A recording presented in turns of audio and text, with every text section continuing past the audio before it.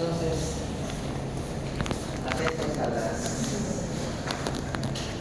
fijas del examen.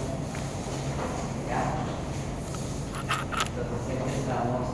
Conceptos básicos: gasto cardíaco es la cantidad de volumen que es expulsada por el corazón y se define por el volumen sistólico multiplicado por la frecuencia cardíaca. A mayor frecuencia habrá mayor o menor volumen. Se supone que menor volumen para mantener el gasto cardíaco. ¿Ah?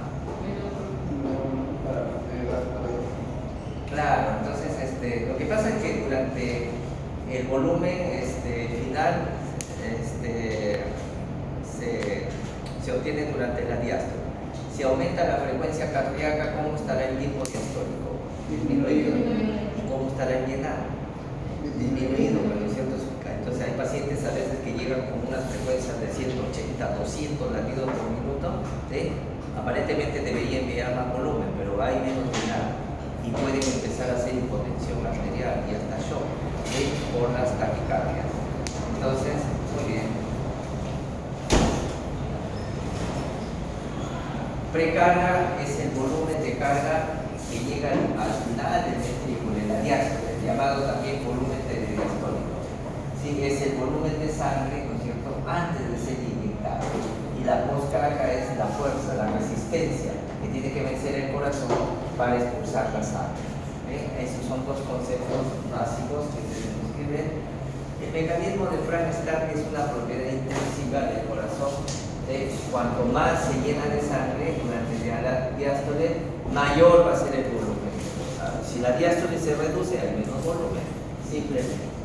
Bien, entonces ahí está. Actualmente hay mayor prevalencia porque la población es más vieja y entonces empiezan a aparecer mayores problemas cardíacos.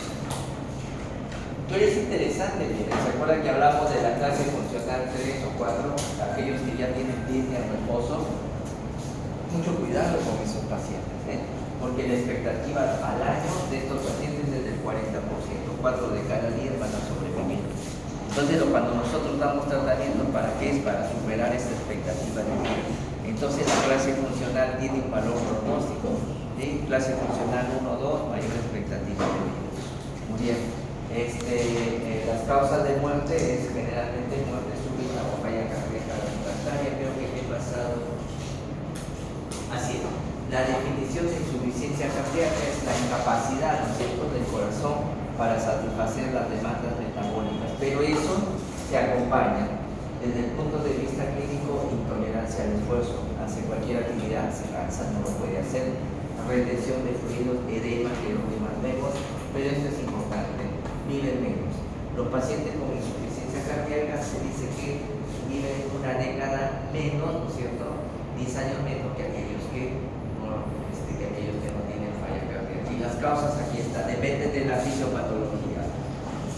Hay pacientes en los cuales tienen problemas para tener una buena contracción, si no hay una buena sístole. Los pacientes que tienen infarto de miocardio.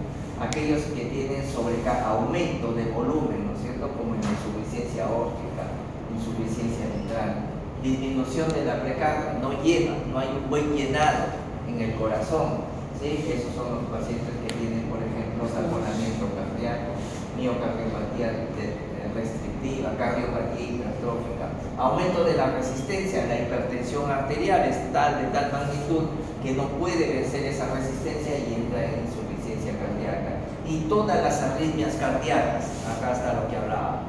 Entonces son diferentes mecanismos que pueden, o diferentes causas que pueden llevar diferentes blancos, ¿no es cierto?, que pueden llevar, que pueden llevar a la insuficiencia cardíaca.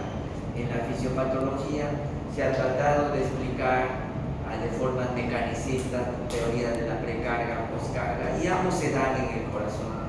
Lado derecho, falla derecha, izquierda, ambos se dan también. Sí, pero esto es interesante. Cuando solamente la falla predomina en el lado derecho, hay signos de congestión sistémica. Y cuando predomina en el lado izquierdo, hay signos de perfusión. Hay de tal suerte que cuando esto apéntalo, por favor, anoten. Miren el examen. Cuando un paciente tiene signos predominantes de falla del lado izquierdo, que va a ver, edema agudo del pulmón. El edema no se da, ¿sí?, cuando hay predomina signo de congestión. Ya es una congestión pero pulmonar, por falla del ventrículo izquierdo. Aparece intolerancia al ejercicio, disnea, palpitaciones, síncope y extremidades frías por hipoperfusión. Y cuando predomina en el lado derecho, todo lo que es asitis, anasarca, dolor hepático, edema, varices y hasta el reflujo vascular. En el lado derecho no hay, ¿sí?, porque el lado izquierdo, hacia dónde las presiones cuando aumentan en el lado izquierdo, ¿hacia dónde va? Hacia el pulmón, y ahí es donde se presenta edema de pulmón. Pero una vez el lado derecho ya pasó a la circulación pulmonar y todo va hacia la circulación sistémica, y ahí aparece congestión en el lado sistémico. Ahí viene Grecia. Pasa Grecia, ya está. Muy bien. Una forma de insuficiencia cardíaca que hasta ahora es válida son las de gasto alto y gasto bajo, ¿sí? En la falla cardíaca de gasto bajo, en gasto bajo siempre hay una lesión del miocardio, ¿sí? Lesión del miocardio. Pero en el gasto alto, entonces el corazón es sano. El corazón no hay lesión anatómica. No lesión anatómica. ¿Sí?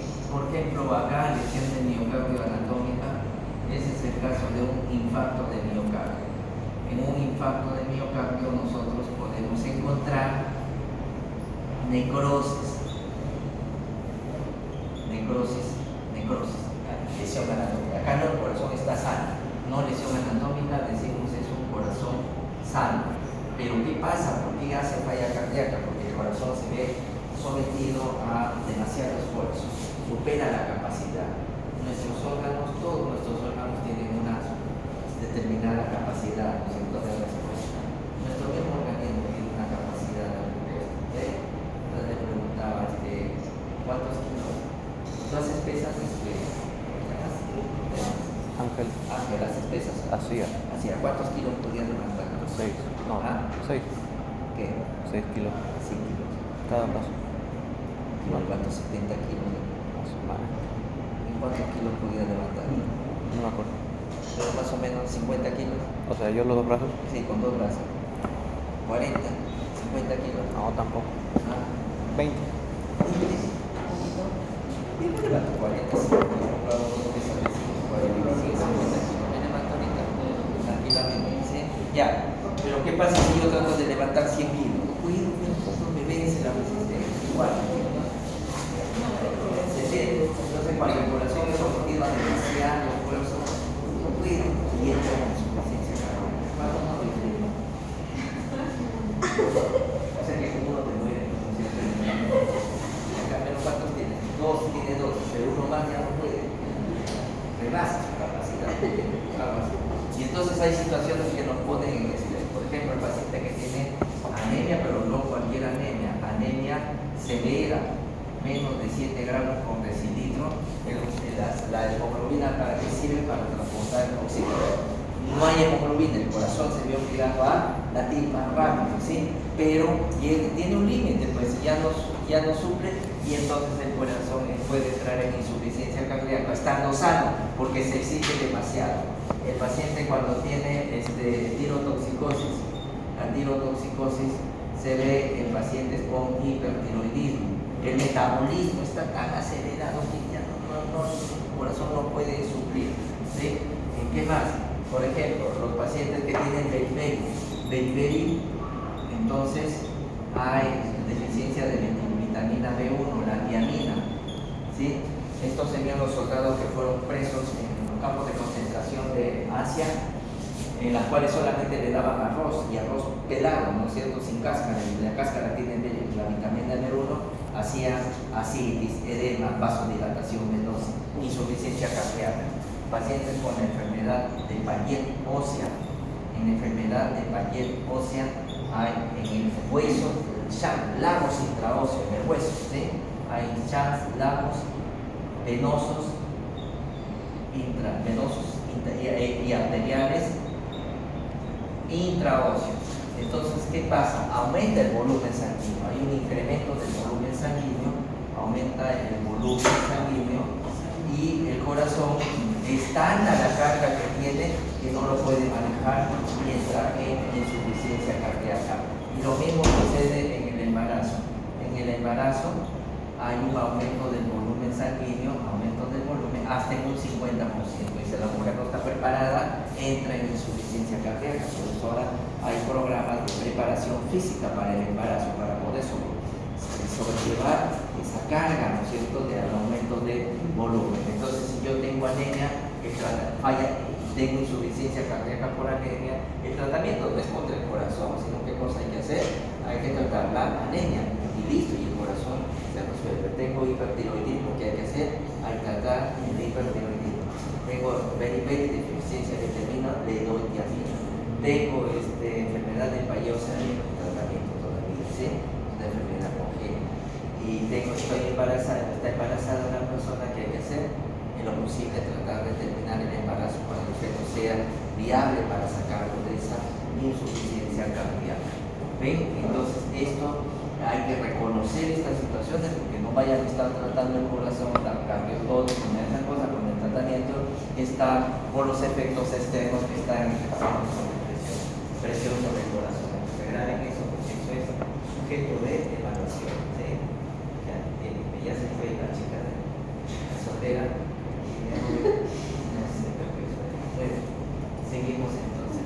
Sistólica y diastólica. Entonces hay pacientes a veces en que a veces tienen disfunción sistólica, es decir, el corazón no tiene la suficiente capacidad para contraerse. Pero hay esta forma de disfunción diastólica en el cual, ¿no es cierto?, el volumen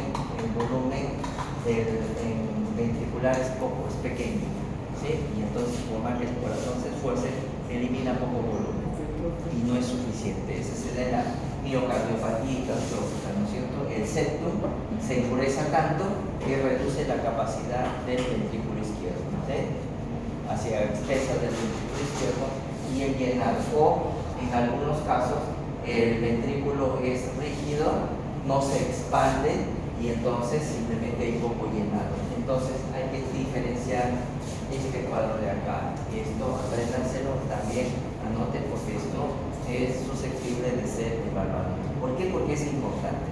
Yo tengo un paciente con insuficiencia cardíaca congestiva, disnea, autonomia, reflujo, ¿sí?, edemas, y toda una radiografía que no espera encontrar cardiomegalia, criterio mayor de Framingham, ¿sí? Y listo. Y estoy ante una disfunción sistólica. La principal causa, cardiopatía isquémica, el corazón está dilatado, no tiene suficiente fuerza, ¿sí? Y aquí puede haber presencia de vertido y la fracción de eyección está disminuida. Pero ¿qué pasa si tengo todo lo mismo y tomo una radiografía y el corazón está normal? ¿Sí? Y digo, ¿es insuficiencia cardíaca o no es insuficiencia cardíaca?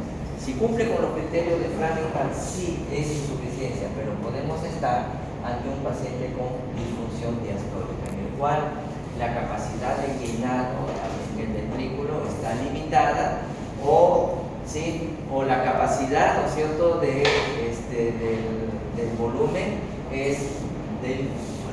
también está reducida, debido a que de repente el paciente tiene cardiopatía hipertrófica y el volumen de la cavidad del ventrículo izquierdo es pequeña, es poca, o es hipertensión, y la hipertensión, así como produce rigidez de los vasos sanguíneos, puede producir rigidez de la pared ventricular si no se distiende, ¿sí? Entonces, en ese caso puede haber cuarto ruido, y aquí la fracción de eyección del ventrículo, es decir, la cantidad de sangre que sale del ventrículo puede ser normal, o inclusive puede estar aumentada, pero es tampoco el volumen que sale, que no es suficiente para satisfacer las necesidades del paciente, y ese paciente entra en insuficiencia cardíaca. Lo principal, insuficiencia cardíaca con corazón grande en la radiografía sistólica, insuficiencia cardíaca con corazón normal, ¿sí?, piensen en diastólica. ¿Y por qué es importante? Porque mucho cuidado con los diuréticos. Cuando un paciente tiene edema, entonces el paciente está hinchado, ¿no es cierto?, está con edema, y y yo le doy diuréticos, ¿el diurético dónde actúa? No. En el vaso sanguíneo, ¿sí? Entonces aquí el diurético se origina una disminución del volumen, y ese volumen, ¿por quién es reemplazado? Por el edema. Entonces de aquí jala, y entonces aquí vamos a ver una reducción del edema. El diurético no actúa directamente sobre el edema, ¿sí? Actúa a través de los vasos sanguíneos. Muy bien. En la sistólica no hay problema, ¿sí? En la disfunción sistólica no hay ningún problema porque yo colapso el espacio vascular y baja la comida. Pero ¿qué pasa en la disfunción diastólica? Yo le doy un diurético, disminuyo el volumen, pero a su vez que estoy disminuyendo el volumen diastólico. ¿Sí? Y al disminuir el volumen diastólico, ¿qué puede originar? Colapso vascular, colapso cardíaco. Y entonces, mucho cuidado desde ahora, precaución con el mal uso de diuréticos en pacientes con disfunción sistólica, porque puede originar un colapso cardiovascular. No es que te reduzca el volumen, de que ya está reducido. ¿Se entiende esto de acá? ¿Sí? Muy bien. Ahí está. Y finalmente llegamos a la teoría hormonal. En insuficiencia cardíaca se dice que hay alteraciones neurohumorales y hay dos ejes que se alteran principalmente. Primero es el eje de las catecolaminas que tienen receptores alfa y beta, y en el corazón existe esta proporción: receptores alfa 20% y receptores beta un 80%. Entonces en insuficiencia cardíaca se altera esta relación, y por qué son importantes los receptores alfa, porque los receptores alfa a nivel actúan más a nivel periférico, producen vasoconstricción, y si hay vasoconstricción va a aumentar la carga sobre el corazón. Y bueno, explicaría en parte, ¿no es cierto?, esta teoría de la precarga y la poscarga. Y al reducirse los receptores beta, que tienen más efecto a nivel cardíaco, que alteran la frecuencia y la contracción del corazón. Y ahí está la explicación, ¿no es cierto?, a nivel neurohumoral. El otro eje que se altera es la renina-angiotensina aldosterona. Y la renina-angiotensina aldosterona, sí, la angiotensina es una vasoconstricción, y si hay aumento del sistema renina y mayor vasoconstricción aumenta, pero eso a nivel cardíaco altera lo que se llama la remodelación cardíaca, la función en sí del corazón. Entonces, ¿por qué es importante? ¿Qué pasa si el paciente está en insuficiencia cardíaca y está en un estado de estrés, de hiperadrenalismo? Miren, si lo dejamos al paciente en estrés, las catecolaminas producen disfunción y muerte de los miocitos cardíacos. Entonces, cuando nosotros bloqueamos este eje, que estamos preveniendo la muerte del corazón. Muy buena cuenta, ¿sí? ¿Qué pasa si el corazón está en isquemia, en hiperadrenalismo, está en taquicardia, ¿sí? Entonces, ¿qué va a hacer? Va a necesitar mayor consumo de oxígeno. Al disminuir la frecuencia cardíaca, nosotros disminuimos la demanda de oxígeno por un lado, y por otro lado hacemos que al disminuir la frecuencia cardíaca la diástole sea más prolongada, más larga. Y al hacer la diástole más prolongada, ¿qué va a pasar con la irrigación coronaria? Va a aumentar, porque el corazón es el único órgano que se irriga durante la diástole, no durante la sístole, a diferencia de todos nuestros órganos, ¿sí?, que se irrigan durante la sístole. Muy bien. Y además, al disminuir el estado de estrés, prevenimos el estado de las arritmias cardíacas, desde la taquicardia sinusal hasta arritmias malignas. Esas son tres razones poderosas por las cuales debemos nosotros de manejar o bloquear el eje adrenérgico. Y además hay interacción entre el eje adrenérgico y el eje de la angiotensina. Muy bien. El bloqueo del eje renina-angiotensina cardíaca es importante porque evita lo que es la remodelación ventricular, ¿no es cierto?, es decir, la deformidad del corazón, ¿sí? Entonces, esto, un estado de aumento de la angiotensina, no tanto por las propiedades antihipertensivas, sino por la remodelación o deformidad del corazón. Bien. Otros sistemas humorales, la arginina vasopresina, que explicaría la asociado a insuficiencia cardíaca más que la falla misma, y el otro es el péptido arterial natriurético, pero este es un efecto de una hormona que se opone a la vasoconstricción, y los efectos de la retención de sal a la renina tendría un efecto protector a nivel del corazón, el eje del péptido arterial natriurético. Muy bien. Manifestaciones clínicas, entonces, si bien es cierto, esto se ha resumido en los criterios de Framingham, pero revisemos. Produce disnea, ¿no es cierto? Al esfuerzo. ¿Qué más produce? Octopnia, que es una disnea de cúbito, y la disnea paroxística nocturna, que es muy parecido a la octopnia, la diferencia es que se presenta en la noche y que toma más tiempo en recuperarse. En la octopnia, el paciente se acuesta, siente la disnea, se sienta e inmediatamente se recupera. En la disnea paroxística nocturna, que lo mismo, puede requerir hasta 30 minutos para liberarse de la sensación de falta de aire. ¿Por qué? Porque en la noche sucede esto de acá. Primero, el centro respiratorio está deprimido. Cuando dormimos, ¿sí? Desaturamos. Es normal, el ciclo circadiano. Entonces, si te da el problema, toma más tiempo en responder a esto de acá. Y por otro lado, el soporte adrenérgico durante el sueño también está disminuido. Recién las primeras horas de la mañana todo este soporte adrenérgico. Entonces, parece que estos son los dos factores que juegan, y por eso es que la línea paroxística nocturna tiene esas propiedades, esas particularidades propias. Les decía que también hay nocturnia. En el día todo el edema está distribuido, se va hacia las piernas. En la noche regresa y el riñón trabaja más. Entonces uno empieza a miccionar más en la noche, empieza a levantarse 2, 3, 4 veces en la noche. ¿Cuál es lo normal? ¿Cuánto normalmente se acepta que uno puede miccionar en la noche, levantarse, miccionar en la noche? ¿Alguna vez se ha levantado a miccionar en la noche? Sí. Casi nunca. Cuando toma mucha agua, se va a un matrimonio, toma chela, cerveza, a la noche está levantando. Entonces normalmente se dice que uno se puede levantarse a miccionar 1 o 2 veces. Eso es normal. Ya 3, 4 veces esto ya rompe el sueño, el descanso. Pero ¿qué pasa con la gente cuando empieza a miccionar en la noche? ¿Qué es lo primero que piensa? Estoy mal de qué? De la próstata, del riñón, ¿no es cierto? Y se va al urólogo, al nefrólogo. Lo primero que debe ir es al cardiólogo o al médico, al internista, ¿sí?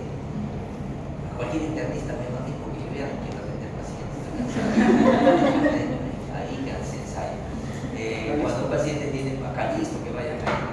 Entonces, cuando un paciente tiene problemas de licturia, cuando tiene problemas de la próstata, el síntoma patognomónico, ¿cuál es? Cuando hay uropatía obstructiva. ¿Cuál es?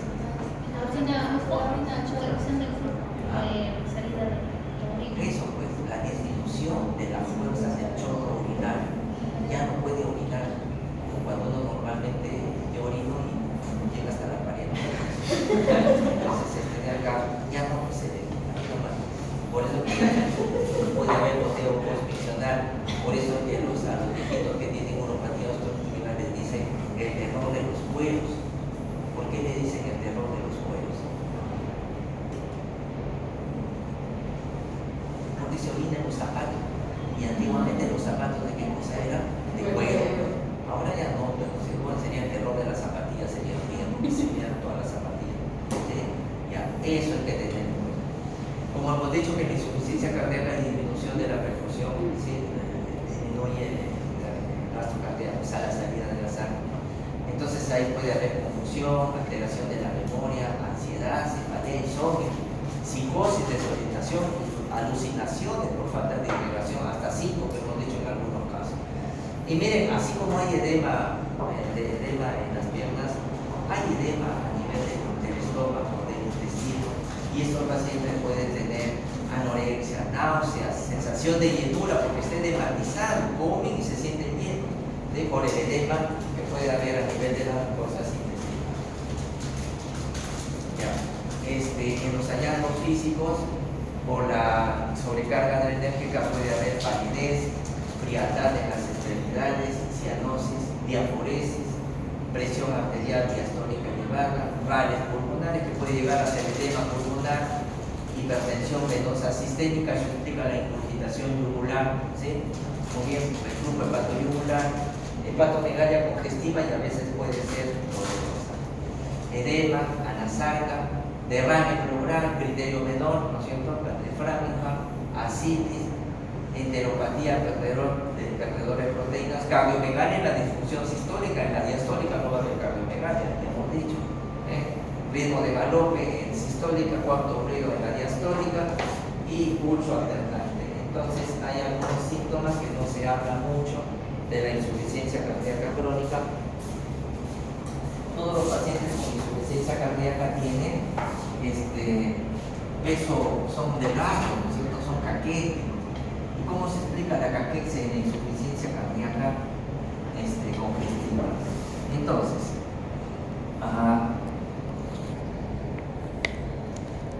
Entonces, ¿qué es lo que pasa? Entonces tienes insuficiencia cardíaca crónica, entonces hay congestión hepática.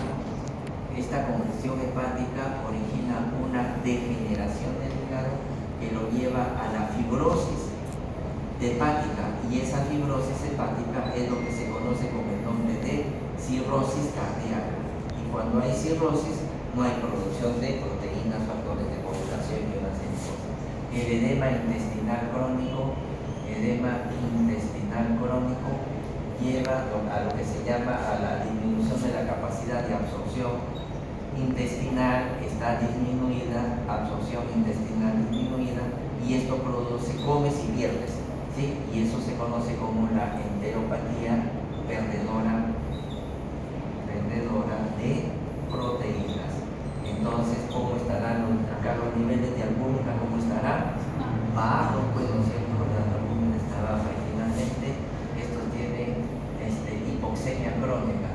Y la hipoxemia crónica, cuando hay hipoxia tisular, ¿cómo estará el metabolismo del organismo? Necesitamos oxígeno para todo el proceso metabólico, el metabolismo reducido, y todo esto conlleva a la explicación de la caquexia cardíaca. Por eso es que los pacientes con insuficiencia cardíaca son caquéticos, no hay cirrosis, no hay anemia, no produce, por otro lado no absorbe, por otro lado todo el metabolismo está disminuido. Ahí está la explicación de la caquexia cardíaca en estos pacientes, ¿sí? Bien, seguimos. Entonces, el pulso alternante en el corazón ya está débil, late, y a veces late fuerte, late débil, y aparece el pulso alternante, ondas fuertes, ondas débiles, ¿sí? Puede haber algo de fiebre, algunos soplos por insuficiencia, la caquexia cardíaca y la famosa respiración de Cheyne-Stokes, o sea, la disfunción del ventrículo izquierdo. La clasificación de Nueva York, la asociación, es, miren, nosotros utilizamos la disnea, pero puede haber fatiga o palpitaciones asociadas al esfuerzo físico, ¿sí? A la actividad moderada, a la actividad a mínimo esfuerzo o al reposo, ¿sí? Y entonces esta es la que utilizamos, ¿ya? Y es interesante porque la fatiga, o sea, la debilidad,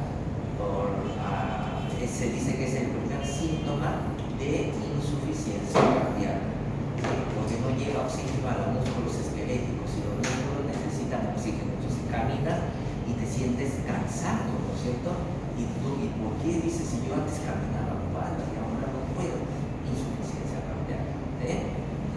Varios pacientes que han llegado, por ejemplo, al consultorio, doctor, cuando yo camino me canso. A ver, le digo, hace días, 1, 2, 3, y ya no podía ni pararse, ¿no? ¿Sí? Listo, evaluación cardíaca, falla cardíaca, ¿sí? Y estaba pensando en, quería alguna vitamina, si no puedo respirar alguna vitamina, porque camino me canso. ¿Qué vitamina? Estás con insuficiencia cardíaca. Bueno, le di vitamina para el corazón, ¿sí? Beta-bloqueadores, de seca, estatinas, esto, y el paciente empezó a caminar. Se murió después, pero murió caminando. Una cosa es morir en su cama. Esto es interesante, la Asociación Americana del Corazón ahora toda la insuficiencia la clasifica en 4 categorías A, B, C. Estadio A es un paciente que no tiene síntomas, pero tiene factores de riesgo. necesitan educación básicamente, ¿sí? Para controlar sus enfermedades. 3, aquellos que ya tienen anomalías estructurales, pero todavía no tienen la insuficiencia cardíaca. A estos hay que tratar. Hipertrofia, ¿no es cierto? Por ejemplo, si tiene hipertrofia del ventrículo izquierdo y es hipertenso, hay que darle los dietas porque eso evita la regeneración. Tiene fibrosis del ventrículo izquierdo, ¿sí? Antioxidantes, infarto previo, prevención secundaria, valvulopatía, de repente un reemplazo valvular, ¿sí?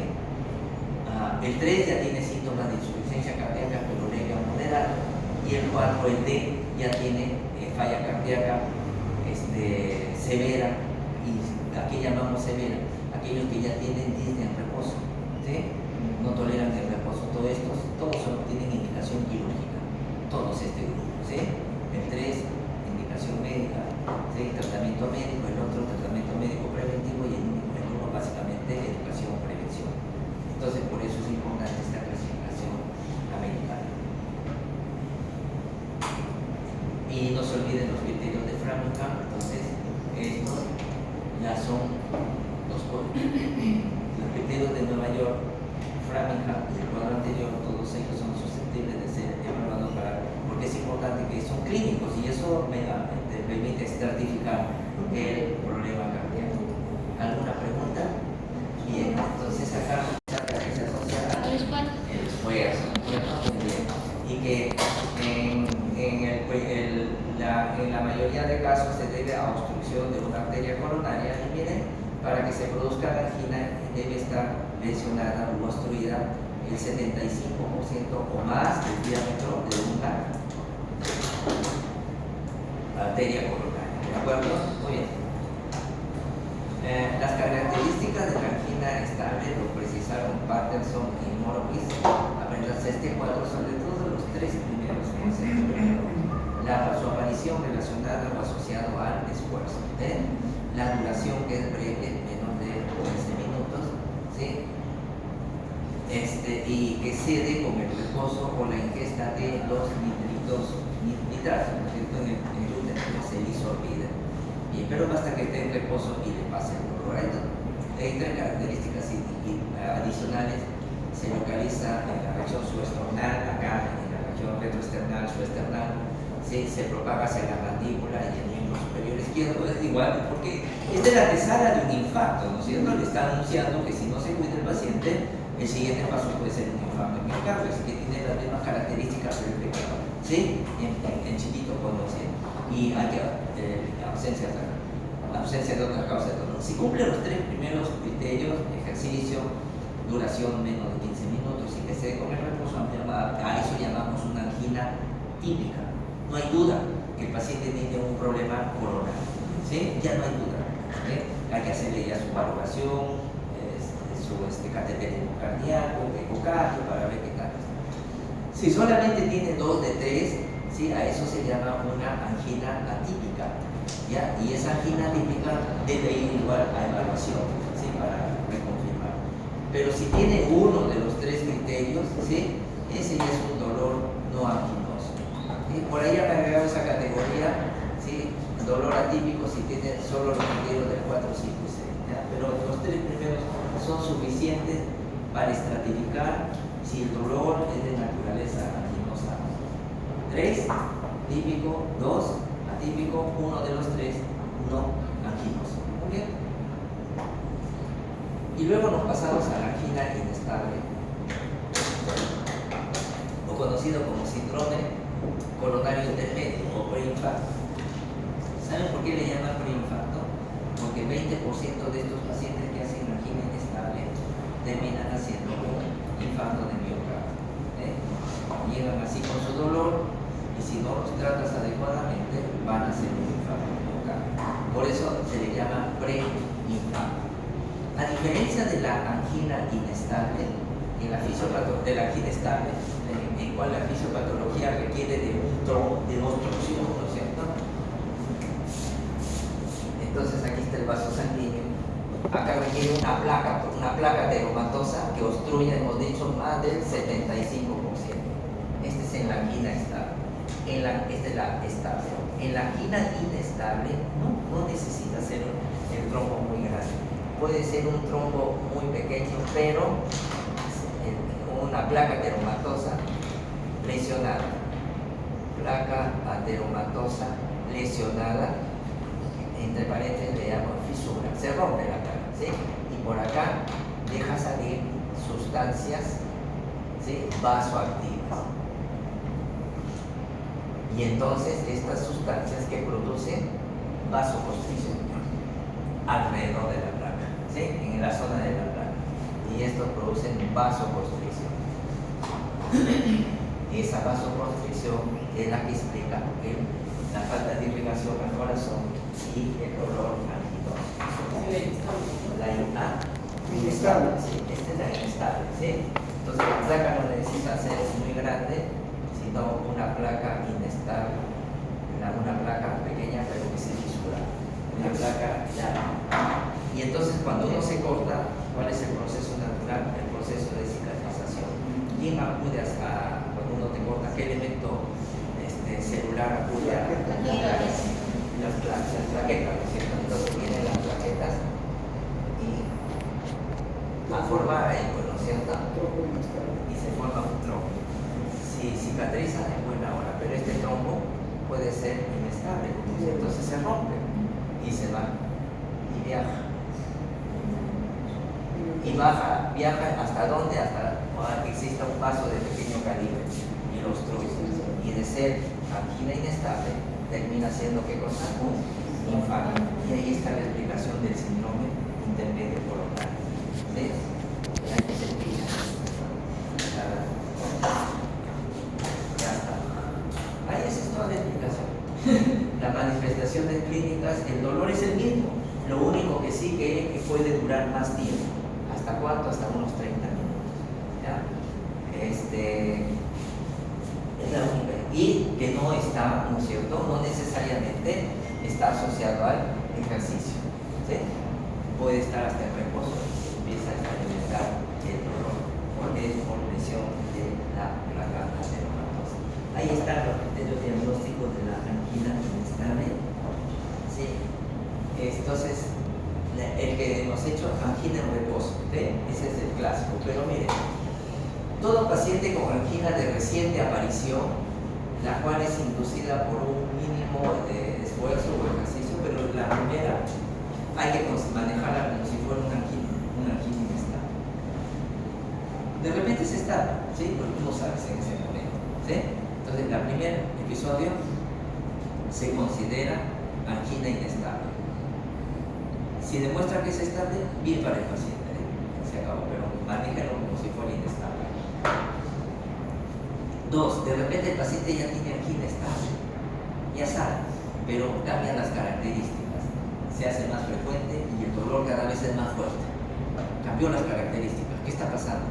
A eso se llama angina acelerada y eso entra a la categoría de angina inestable. ¿Bien? Muy bien.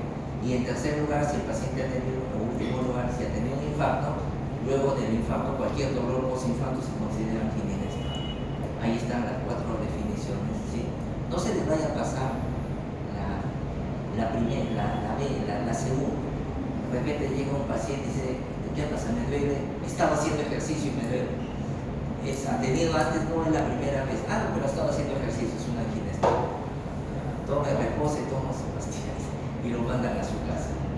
Y de repente llegando a su casa hace el infarto. ¿Sí? Entonces se hospitaliza, observa, hagan sus exámenes. No pasó nada, se va tranquilo al día siguiente. Mucho cuidado con eso. La angina variante de Prismetal es un paciente que tiene esto de acá, ¿no es cierto? Una marcada reducción del diámetro, ¿no es cierto? Desencadenado por el ejercicio o estrés emocional, básicamente hay espasmo, ¿sí? Pero aquí, cuando le hacen los estudios, no hay placa, el vaso está sano. Entonces son pacientes que son muy sensibles, ¿sí? Al estrés, a la emoción, y hacen vasoespasmo y pueden terminar. Exploran eso, no hay placa, y se debe que es por aumento de la sensibilidad. A eso se llama angina variante o angina de Prismetal, ¿sí? Y finalmente el infarto en miocardio. Las características son las mismas, lo único que cambia en el infarto, ¿no es cierto?, que es el tiempo. Ya el tiempo es más allá de los 30 minutos, persiste más allá de los 30 minutos. Sin embargo, una vez que le ha dado el infarto de miocardio, hay lo que se llama la ventana terapéutica, ¿sí? ¿Hasta cuánto tiempo nosotros podemos detenernos de tiempo para salvar un miocardio que se ha infartado? 6 horas. 6 horas, ¿sí? Desde que le da el infarto hasta que llegue. En ese momento, durante esas 6 horas, nosotros podemos, si tenemos a la mano el cateterismo cardíaco, bien, que es lo ideal. Si no tenemos la trombólisis, que es el cateterismo de los pobres. Así funciona también, ¿no? Solo que el cateterismo es más puntual. Ubica, remueve, delimita la extensión y ahí puede colocar un stent, o sea, un vasodilatador y se acabó, ¿sí? Hasta el otro año. En cambio, sí, porque al otro año los stents se tiende a obstruir, o sea, hay que cambiar todos los años. Y en cambio la trombólisis le da a todo, ¿no es cierto? Así funciona también. Y entonces los síntomas, muchas veces cuando el infarto es de la cara inferior, como está el vago por acá, estimula el vago y puede aparecer, además del dolor, palidez, temblor, anime, ahí la sensación de que se va a morir, ¿sí? Dice que lo de ellos experimentan, que los que han tenido están acá, ya se ven, les crea ese temor y sienten que están por morirse. Y estos son los que cuando se salvan cambian de vida, ¿cierto? Se vuelven evangelistas, se vuelven testigos de Jehová, mormones. Yo estuve a punto de morir, pero Dios me salvó. ¿Cierto? Así era el infarto. Disney, diaforesis, puede haber un momento de estas cosas, ¿sí? Y si falla el corazón va a presentar síntomas de insuficiencia cardíaca, depende de qué tanto ha dañado el corazón. Esto es importante, ¿sí? 20% pueden presentar dolor arrítmico, especialmente los pacientes de edad avanzada y los diabéticos, ¿sí? Entonces a veces es un simple dolor o a veces ni lo sienten, llamado el infarto silente, y en eso hay que tener cuidado. Cualquier dolor, por muy insignificante que sea en los adultos mayores y los diabéticos, piensen en el infarto. Por eso que les dije, todo paciente que llega a emergencia con dolor torácico, ¿qué es lo primero que debemos hacer? Un electrocardiograma, ¿no es cierto? ¿Y qué vamos a buscar en el electrocardiograma?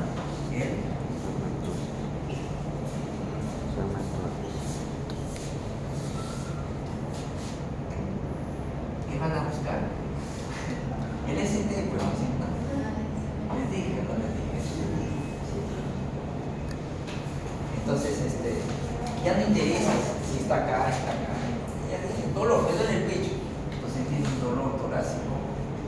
En emergencia, ¿sí? En emergencia, el electrocardiograma. Este es el ST. Yo digo, ST está por debajo, se ha bajado de la línea, o un ST que está por encima de la línea, de acá. ST elevado, ¿sí? Infarto de miocardio triangular. Trombólisis, si son misios, o el cateterismo, si están acá. Lamentablemente el cateterismo solo hacen en la clínica San Felipe y el hospital militar también tiene cateterismo. ¿Sí? ¿No también hacen en el 12 de mayo? ¿Ah? En el 12 de mayo. ¿Qué hacen ahí? Porque teníamos una pacientita que la iban justamente a derivar porque tenía un niño y estaban No, esperando hacen derivarla. cateterismo de estudio, pero no de emergencia. No, eso también, programa para cateterismo, Ajá, sí. pero de emergencia, no hacen. No estudio, también. También colocan stent, Ajá, pero sí. pacientes seleccionados, así, pero de emergencia no tienen. Y si es el ST deprimido, ya con infarto supraendocardio. Esto es ST, nada más. Pero por experiencia, eso no más aprende, amigos. Cuando hice el internado, lo único que sabía de electrocardiografía era eso. Sí sabía identificar cuando el ST estaba elevado y abajo. Entonces, en varias oportunidades, estaba de guardia interno, estaba de guardia con dolor, electrocardiograma y así. ST elevado, hay que llamar al cardiólogo que eso tiene un infarto. Y efectivamente, me felicitaba. ¿Sabes? Ese es un interno. Ese es un doctor, ese va a ser un gran médico. ¿Sí? ¿Dónde termina la noche? Mentira. No, también es señor.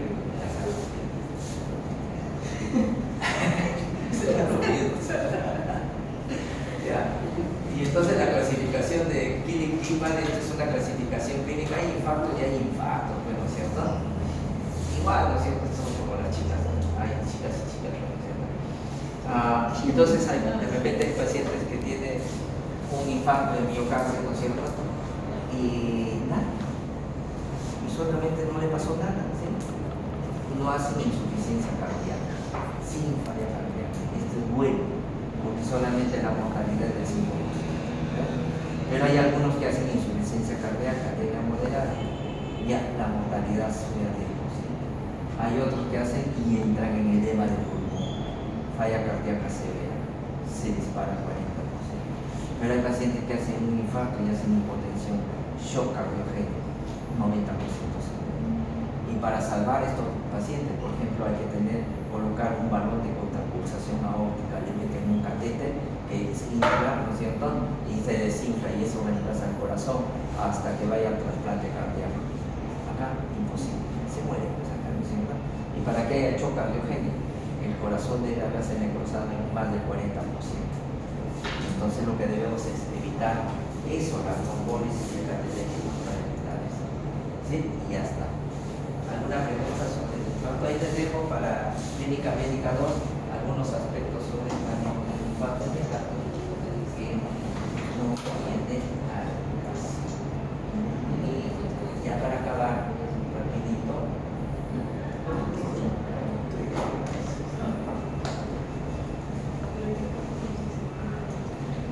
Pericarditis.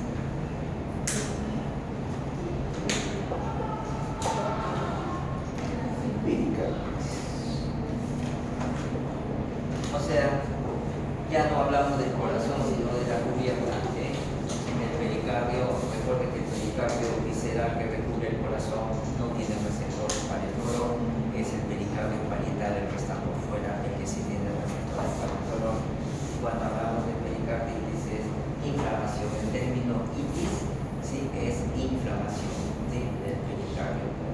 Bronquitis, que significa inflamación del poto. Itis, inflamación, ¿sí? Mastitis, inflamación de la mama, y todo lo que quiera, gastritis. ¿Sí? ¿Y cómo se dice inflamación del testículo? Testiculitis, molitis, ¿cierto? Molitis,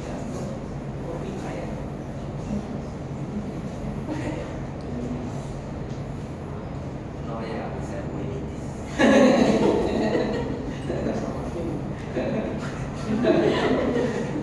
Así habla lo de la César Vallejo.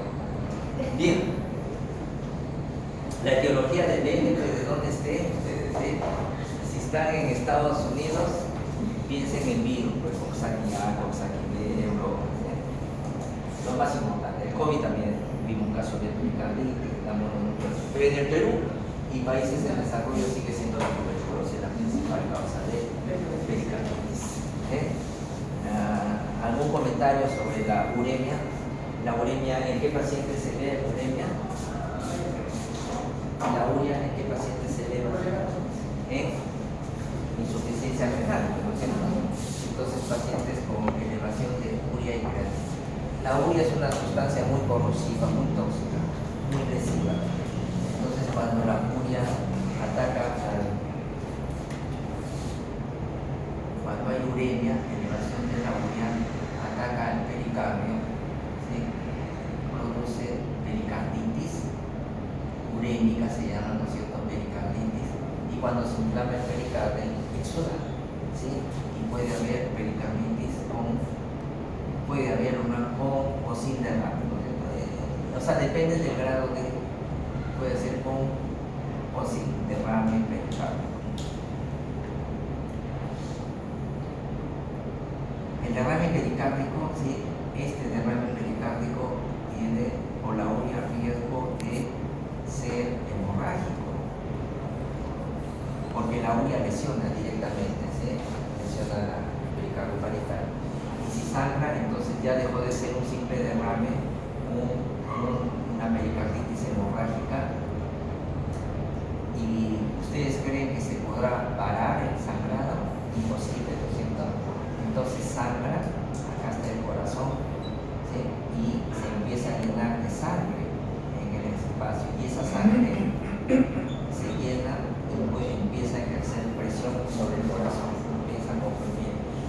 condición se conoce con el nombre de taponamiento cardíaco.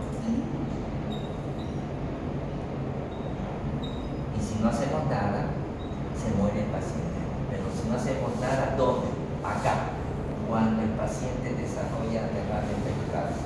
Cuando tienen un paciente con insuficiencia renal y ustedes identifican que el paciente tiene derrame pericárdico, ¿sí?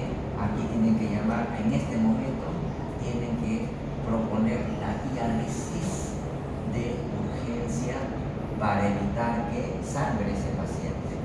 El objetivo es la remoción de la urea, de la sangre, para cortar este ciclo vicioso, ¿sí?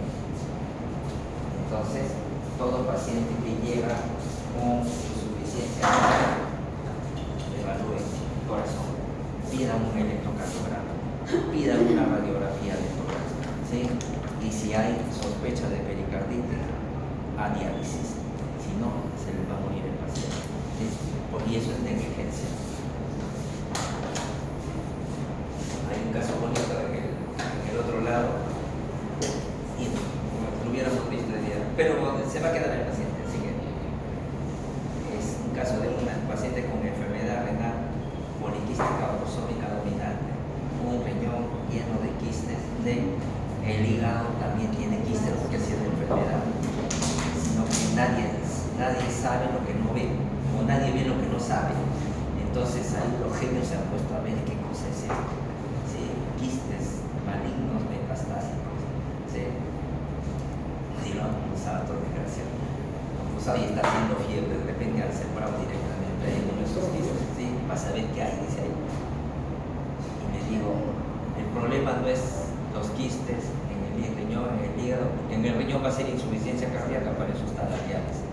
En el hígado puede ser insuficiencia falla hepática, para eso hay trasplante hepático. ¿Cuál es el problema? El problema, les digo, que estos pacientes 10% hacen hemorragias paranucleares por aneurisma en el polígono de Willis. Así que urgente una resonancia magnética. Esta que se ha quedado, se ha quedado.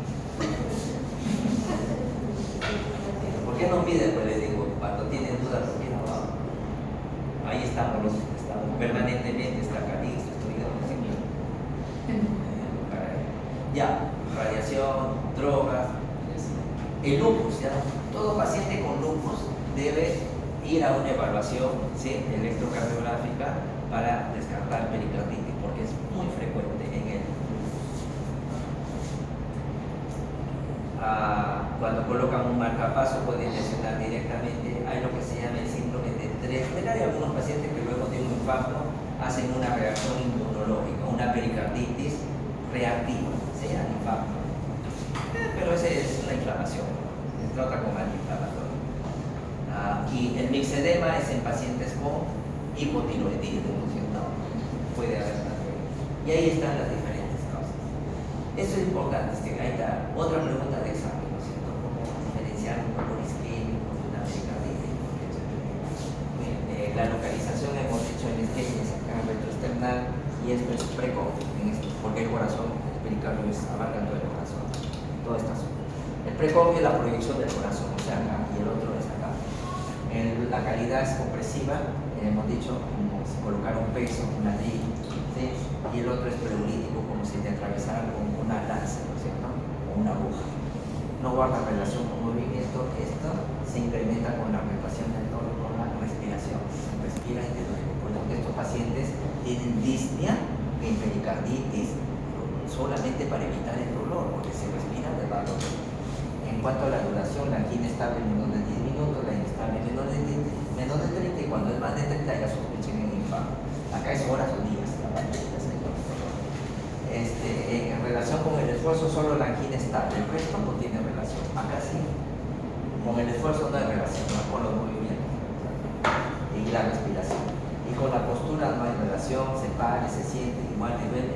En cambio acá se agrava con el decúbito, y hemos dicho que para aliviarse el decúbito ventral, conocida como la posición maometana, ¿no es cierto? ¿Sí? Entonces ese cuadro decía nota. Los que no han venido ya están en el detalle. Listo. Esa es la más o menos uno pide de acuerdo a lo que sospecha, ¿no es cierto? Yo sospecho que tiene VIH, le pido serología para VIH. Yo sospecho que tiene hipotiroidismo, le pido TSH. Sospecho que tiene tuberculosis, radiografía de altura, PK, ¿no es cierto? Fibrobroncoscopía, todo lo que esté en alcance para descartar tuberculosis. Muy bien. Luego viene la efusión pericárdica. De la sintomatología clínica, me estoy olvidando de decir acá, no se olvide, manifestaciones clínicas de la pericarditis, esto de acá, no se olvide, el hallazgo propio de la pericarditis cardiopulmónico es el frote pericárdico, ¿sí? Entonces, como está inflamado el pericardio parietal y visceral, al rozar, suena como si rozaran dos cueros viejos, ¿sí? Crac, crac, crac, suena como una o dos veces habré escuchado el frote pericárdico en un paciente con lupus con pericarditis, en paciente con lupus con pericarditis, ¿sí? Pero una vez que se llena de líquido, ya hablamos de derrame pericárdico o efusión pericárdica, que es líquido, fluido en el espacio pericárdico, ¿sí? ¿De qué depende? De que algunos pacientes presenten síntomas y otros no. Bueno, depende de la cantidad, por ejemplo, a mayor volumen, mayores síntomas. A la tasa de acumulación de fluidos, si se acumula rápidamente, rápido va a deshacer así. Si se acumula lentamente, el organismo se va adaptando, ¿sí? Y a las características físicas del pericardio. Así como hay personas que tienen, por ejemplo, hiperlaxitud en las articulaciones, como el síndrome de Ehlers-Danlos, ¿no es cierto? Esos que trabajan en circo, que se meten en una caja, ¿sí? Igual hay gente que tiene un pericardio elástico y aguanta tolera grandes cantidades. Pero hay otros que no, por ejemplo, que son, como dice la propaganda, intolerantes a la lactosa, hasta a la lactosa. Y entonces aparece el dolor torácico, disfagia, crece, comprime el esófago y cuando come no pasa por ningún instante. El esófago está en la parte retroesternal, ¿no es cierto? Hacia el lado derecho izquierdo, hacia el lado izquierdo está, ¿no es cierto? Tos, compresión bronquial, disnea por compresión pulmonar, comprime el nervio frénico y le da hipo, comprime el laringo recurrente y le da ronquera, comprime el estómago, el intestino y le da llenura precoz, náuseas. Y como ya hay líquido entre el corazón y la pared torácica, ya los sonidos empiezan a escucharse más bajos, más apagados. Y existe una matidez y respiración bronquial igual, ¿no es cierto? Es equivalente a un soplo tubárico. Lo que yo escucho acá, lo escucho en la espalda, a nivel del ángulo inferior de la escápula izquierda, y cuando percuto ahí, en vez de haber resonancia, aparece matidez. Eso se llama el signo del igual, pero es cuando el pericardio corazón es grande y llega hasta la parte. Entonces, en la radiografía, ¿no es cierto?, van a ver esto, ¿no es cierto? Miren, una silueta cardíaca, un corazón, ¿sí? Cardiomegalia, pero no por crecimiento del corazón, sino por distensión del pericardio. ¿Cuál es el examen más adecuado para determinar si hay líquido o no hay líquido? ¿Cuál es? ¿Cuál? La ecografía, el ecocardio. ¿El ecocardio qué cosa? Es una ecografía. La ecografía es el examen por excelencia para detectar si hay líquido, si es líquido o es sólido al 100%, ¿sí? El ecocardio. ¿Ya? Ese es el electrocardiograma. Y cuando la cantidad de líquido es demasiada, ¿no es cierto?, empieza a comprimir las cavidades cardíacas y a eso se llama taponamiento cardíaco. El incremento de la presión intrapericárdica por acumulación de fluido en el espacio que puede hacer colapso de las cavidades cardíacas. Entonces, a eso llamamos taponamiento cardíaco. La etiología es la misma. Hay un grupo de alto riesgo, ahí está, miren. Entonces, miren, este corazón no es tan grande, lo siento, como el otro que hemos presentado, pero cuando le toman, las cavidades cardíacas están colapsadas y todo el líquido, ¿sí? Entonces, de repente esto ha sido agudo y está empezando a comprimir el corazón. Entonces, ¿y cómo identificamos? Sobre todo en aquellos que tienen algún accidente de tránsito, siempre pidan una radiografía de tórax, ¿sí? Que de repente empiezan a haber congestión. Y eso está en la tríada de Beck. Entonces, cuando hay un accidente de tránsito por ese fenómeno de aceleración y desaceleración, el tórax puede ser empujado hacia adelante, ¿no es cierto? Y se golpea contra quién? Contra el borde del asiento, ¿sí? O el caso del chofer, si no está con el cinturón de seguridad, contra el timón. Y entonces empieza a ser un trauma pericárdico y con pericarditis, derrame y taponamiento. Y lo que hay que identificar, ¿sí? Anota Cameron, la tríada de Beck, ¿sí? Esto tienen que saberlo, porque van a recibir ustedes pacientes en emergencia que han sufrido un accidente de tránsito y lo primero que tienen que hacer es cómo está la presión. Si la presión empieza a caer, de repente está en 90, ¿sí? 89, 88, presión baja, empieza a haber ingurgitación yugular y van a auscultar, y el corazón, los ruidos cardíacos apenas y son muy alejados, corazón quieto y apagado, triada de Beck, ¿sí? Taponamiento cardíaco. Esto fue descrito para pacientes con accidentes de tránsito, pero también lo usamos en pacientes con problemas clínicos. Apréndanse bien la tríada de Beck, no se olviden, porque en emergencia van a llegar pacientes accidentados, ¿sí?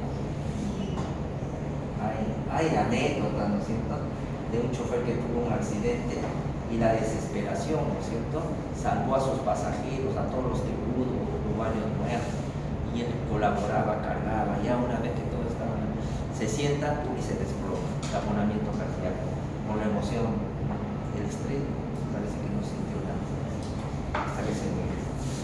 Taponamiento de la tríada de Beck, un taponamiento subimos por hemorragia intrapericárdica con trauma, descrito traumatismo de accidente, ¿cierto? Sin embargo, lo aplicamos también para cualquier proceso clínico. A la clínica hay distensión yugular, taquipnea, taquicardia. Mire, el pulso paradojal, ¿se acuerdan que habíamos dicho? También se presenta en el taponamiento, sonidos apagados, hipotensión, ¿sí? Distensión venosa. Ahí está la tríada de Beck inversa de todos los síntomas. En la radiografía ecocardiografía, ¿sí? Y en mi época nos enseñaban ecocardiografía bidimensional y así lo veíamos por el corazón, las cavidades ventriculares, ¿sí? Y acá está, así se veía el líquido pericárdico alrededor de esto. Y hoy qué bonito se ve el corazón y el pericardio y el líquido, ¿sí? Esta imagen pues es 1000 veces mejor. Así aprendíamos a leer nosotros en mi época. Exactamente, sí, les digo, hace 36 años.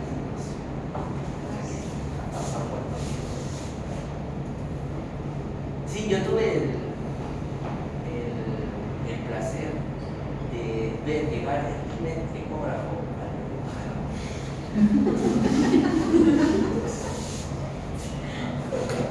el primer ecógrafo llegó allá al hospital, el interno llegó el primer ecógrafo al servicio de ginecología. Y había la que era. Y no había el mouse en esa época, no existía. Todo era con códigos, con botones. Y entonces los viejos ahí aprendían, ¿no es cierto? Ya para control, no sé qué, para ver el tactoma, control. Y practicaban, pero hubo un médico que se había capacitado, lo había llevado y él venía y enseñaba. Lo llamaba, aprenda, aquí está aprendiendo tanto código al diablo. Hasta que mejore la tecnología. Y ahora con el mouse, ¿no es cierto? Que le das vuelta para arriba, para abajo. Bueno, esos son aspectos de la. Y eso era lo que yo quería escribir. Les dejo aspecto del tratamiento ya para que estén en clínica bien médica, ¿no es cierto? Entonces, para no aburrirnos, ¿sí? En relación al dolor asociado a pericarditis, se produce por inflamación, puede indicarse en fronte, se irradia a hombro, cuello, región dorsal, mejora con el decúbito, se implementa al sentarse y puede causar taponamiento cardíaco. ¿Cuál es la falsa, la incorrecta?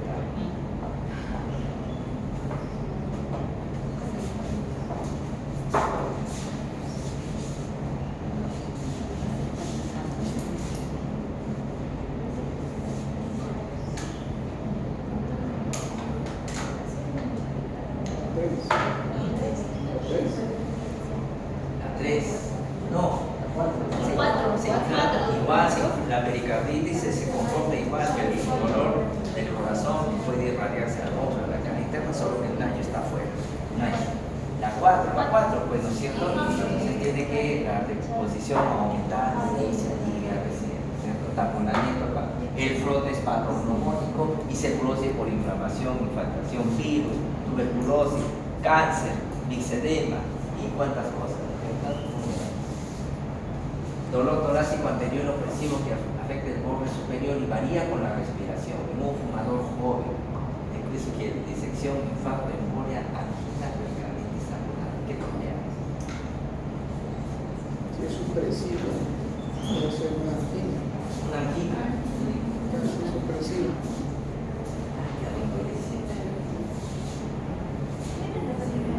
Ah, sí, pues. Claro. ¿Cuál es el dolor que varía con la respiración? Ahí está la característica. Te está describiendo la característica. El hecho que fume, que sea mujeriego, que sea VIH, que sea gay, eso no te interesa. El dolor, sus características. Tienen que saber distinguir, ¿no? ¿Cómo es? El trigo de la paja. ¿Cuál de las siguientes miocardiopatías, ¿no es cierto?, se comporta como una miocardiopatía restrictiva? La miocardiopatía restrictiva, por ejemplo, hay infiltración en el corazón. Por ejemplo, la amiloidosis. Se mete el amiloide a la pared y el corazón se vuelve rígido, ya no se contrae, se restringe el movimiento. ¿Cuál se comporta como tal? Es igual que la pericarditis constrictiva, ¿sí? Solo que la miocardiopatía es el corazón por fuera del corazón, no deja que el corazón se dilate. ¿Cuál tumor cardíaco benigno es más frecuente en los adultos? El mixoma. ¿Está bien? A ustedes van a probar ya porque el otro grupo dice 58 años, disney febrícula, mejora cuando descansa en la cama, ¿sí? En la amputación, el primer tono reforzado, sonido diastólico precoz, en el apis que se acentúa, que se atenúa, ¿no? Y desaparece en el decúbito con mayor probabilidad del paciente. ¿Qué tiene este paciente? Que diga que mejora cuando esté en reposo.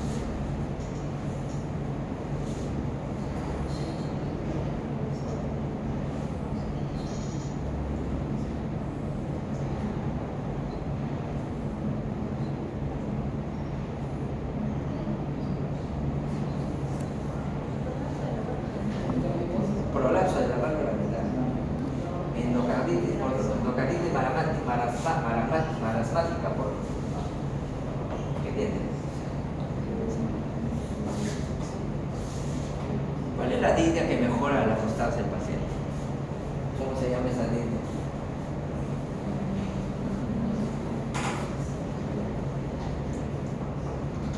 ¿Cómo se llama? No puede estar de pie, porque si está de pie le da disnea, entonces le tiene que acostar. ¿Cómo se llama esa disnea?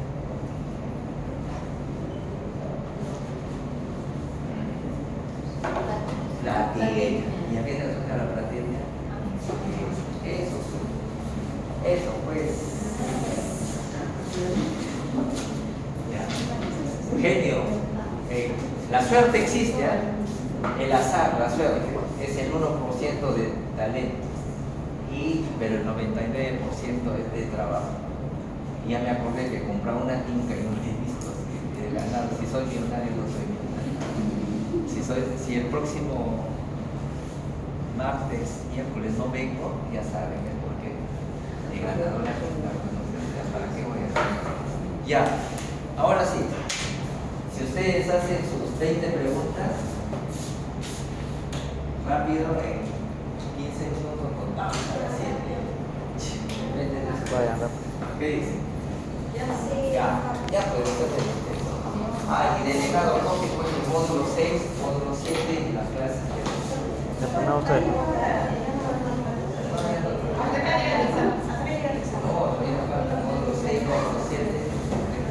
Y de repente una clase pequeñita para completar. Sílabos.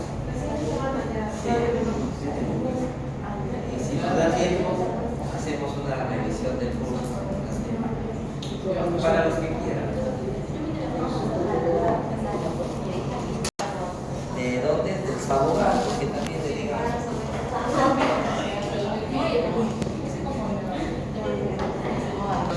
al grupo de Grecia, Luis, Claudia, Cameron, María y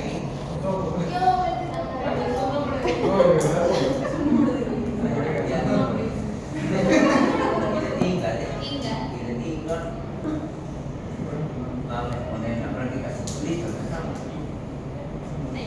Bueno, empezando con la práctica 5, nos presenta un caso de un paciente varón de 54 años con tiempo de enfermedad de 5 días, caracterizado por fiebre, tos y dificultad respiratoria en forma progresiva. Al examen hay gran dificultad respiratoria, tirajes intercostales y aleteo nasal, frecuencia respiratoria 36 y la gasometría revela presión de oxígeno 55, nivel de mercurio, PCO2 24 y saturación 80. Entonces la primera pregunta nos dice, ¿el paciente está en hipoxemia o insuficiencia respiratoria aguda? En este caso el paciente presenta insuficiencia respiratoria aguda, principalmente por cumplir con el criterio de la presión de oxígeno menor de 60 miligramos de mercurio, y en este caso el paciente tiene 55. Además que a través de su clínica muestra signos de gran esfuerzo respiratorio como el aleteo nasal y los tirajes intercostales que indican ya un fracaso sistémico. Como segunda pregunta, ¿cuál es la causa primaria? Aquí es importante evaluar los siguientes criterios. Primero, lo que es la presión de CO2, que en este caso el paciente tiene 24, por lo cual está disminuido. El siguiente criterio es la gradiente alveolar arterial, que la calculamos mediante la fórmula del FIO2 por la resta de la presión atmosférica menos la presión de agua. Todo esto menos la división del PCO2 sobre el cociente respiratorio, que es 0.8. Entonces, reemplazando los valores, nos sale que su gradiente es de 64.7 y en este caso para el paciente según su edad, entre 4 más 4 nos sale que el valor normal debería estar entre 17 y 18 y tiene una gradiente de 64, por lo tanto está elevado. Entonces, aquí tenemos dos probables mecanismos, ¿no? Que bien puede ser una alteración en la ventilación-perfusión o un shunt, que en este caso sería determinarlo según su respuesta al oxígeno, ¿no? Acá nos dice, mencione 5 causas asociadas al problema respiratorio del paciente. Planteamos primero la neumonía, probablemente, con este exudado inflamatorio de ocupación alveolar que va a mantener la ventilación, pero va a mantener la perfusión, pero impide la ventilación. También está como otro planteamiento del síndrome de insuficiencia respiratoria agudo, esto sobre todo por la progresión crónica que ha tenido de 5 días y el uso de la musculatoria accesoria, ¿no? A través de los tirajes intercostales. Otro planteamiento, las atelectasias por reabsorción, sobre todo en un proceso de infección donde el moco puede obstruir los bronquios pequeños y colapsar áreas pulmonares. Otro punto, el edema inflamatorio, eso sobre todo la fiebre y la infección aumentan la permeabilidad capilar y por tanto hay un pase de líquido. Y otra causa asociada podría ser una sepsis de origen respiratorio, como ya una respuesta inflamatoria sistémica a una infección que puede estar presentando el paciente. La cuarta pregunta, ¿la insuficiencia respiratoria es un diagnóstico asimétrico? Esto es verdadero, sobre todo por el parámetro de la presión de oxígeno menor de 60, que califica como insuficiencia respiratoria, que distinguimos con ya el signo clínico de la dificultad, que viene a ser los tirajes intercostales y aleteo nasal. Bueno, siguiendo con el caso, nos menciona que se le coloca oxígeno por un sistema de Venturi de 50% y la nueva gasometría va a revelar que una presión de oxígeno de 59 miligramos de mercurio y una presión de dióxido de carbono de 30 miligramos de mercurio. Y se plantea la pregunta número 5, cuando dice que el paciente tiene una hipoxemia refractaria. En sí, la hipoxemia refractaria vamos a ver que se define como una oxigenación arterial que se va a mantener muy baja a pesar de que se ha administrado altas concentraciones de oxígeno suplementario, ¿no? En sí, una oxigenación arterial muy baja se va a mantener una presión parcial de oxígeno menor de 60 miligramos de mercurio o una saturación de oxígeno de menor de 88%, ¿no? En caso de este paciente estamos viendo que se ha mantenido en 59 miligramos de mercurio, entonces vamos a decir que tiene una hipoxemia refractaria. Y en la pregunta número 6 nos dice, menciona 5 indicaciones para el uso de una ventilación mecánica, ¿no? En primer caso, vamos a ver que la uso de ventilación mecánica sobre todo es un objetivo para evitar el trabajo respiratorio, ¿no? Así evitar que se fatiguen los músculos respiratorios, evitar la hipoxemia, ¿no? Entonces vamos vamos a ver que en qué caso se va a dar en una insuficiencia respiratoria aguda con hipoxemia, en pacientes que tienen síndrome de insuficiencia respiratoria aguda, insuficiencia cardíaca con edema pulmonar, neumonía, septicemia, cirugía o traumatismo, que representa el 65% de los pacientes. Ahora vamos a ver también que se va a presentar en una insuficiencia ventilatoria hipercápnica, como por ejemplo el de coma, que es el 15% de los pacientes, exacerbación del EPOC, el 13%, y enfermedades neuromusculares, ¿no? El 5%. Y a otros mecanismos, vamos a ver que es como un adjunto terapéutico como tratamiento para reducir lo que es el flujo sanguíneo en pacientes con hipertensión intracraneana y sobre todo también para proteger la vía aérea y prevenir la aspiración. Siguiente. La pregunta número 7 nos dice un gradiente alveolar arterial por encima del valor esperado y nos indica que el paciente tiene. Entonces, la 7 y la 8 se pueden complementar bastante bien con este gráfico donde nos ubicamos en el alveolo. En el alveolo, bueno, sabemos que se va a dar el intercambio gaseoso, no va a haber una bidirección por parte del dióxido de carbono y el oxígeno, ¿no? Pero ¿qué va a pasar? Cuando se presenta en el alveolo se va a presentar una interfase de la cual va a impedir que se dé este intercambio gaseoso de manera natural que se produce. Entonces, ¿qué va a pasar? Con el gradiente alveolar arterial se va a ver aumentada, ¿no? ¿Y qué nos significa esto? Es que va a haber un compromiso alveolar. Esta interfase puede ser agua, vamos a ver en el tema pulmonar, puede ser pus, una neumonía, puede ser sangre, una hemorragia intraalveolar, por ejemplo lo vemos en el lupus, un tejido, una neumplasia, por ejemplo de cáncer. Entonces nos dice un gradiente alveolar arterial por encima del valor esperado, que nos indica un compromiso alveolar con alteración de la hematosis, que es el intercambio gaseoso. Y la pregunta número 8, ¿cuáles son las indicaciones asociadas a la gradiente alveolar arterial elevada? Excepto, bueno, tenemos el edema agudo del pulmón, que sí lo estamos viendo, ¿no? El edema agudo del pulmón, la neumonía, bueno, tenemos el caso de interfase que se puso, la hemorragia intraalveolar, las neoplasias con infiltración alveolar, en este caso la respuesta sería fibrosis pulmonar. Siguiente. Ahí no me corrige de que el concepto de hipoxemia refractaria está bien escrito, pero lo han pronunciado mal. Hipoxemia refractaria es cuando la presión de oxígeno es menos de 60 a pesar de estar con suplemento de oxígeno de 50% o más milímetros de mercurio, no son miligramos. Es que te he dicho miligramos. Sí, porque es milímetros de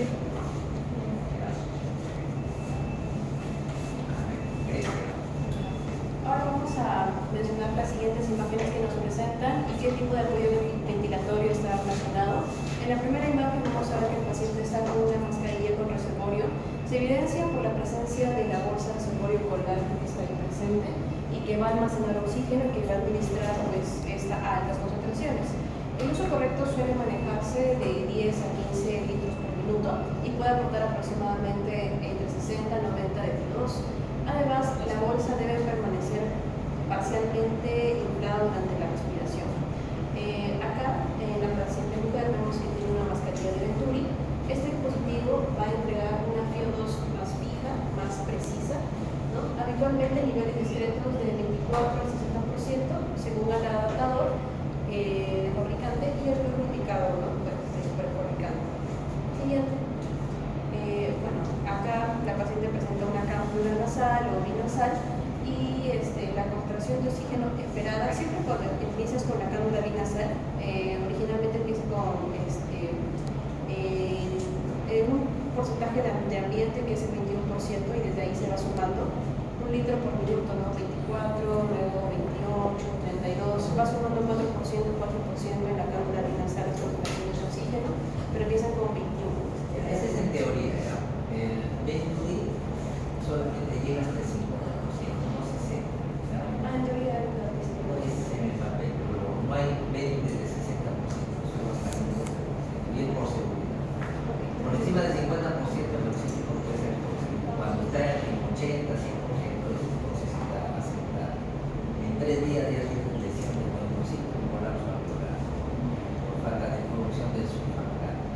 Por eso que ese sistema de Venturi con máscaras de reservorio